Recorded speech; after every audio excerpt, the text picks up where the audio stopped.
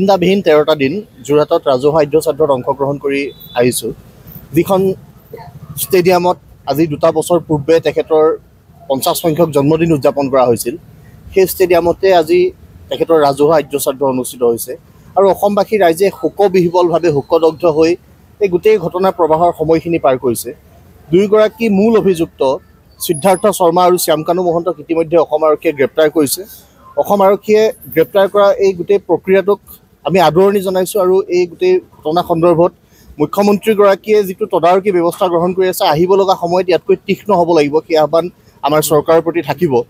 যিহেতু এই গোটেই প্ৰক্ৰিয়াটোত বহু উচ্চস্তৰীয় মানুহৰ নাম সাঙুৰ খাই আছে।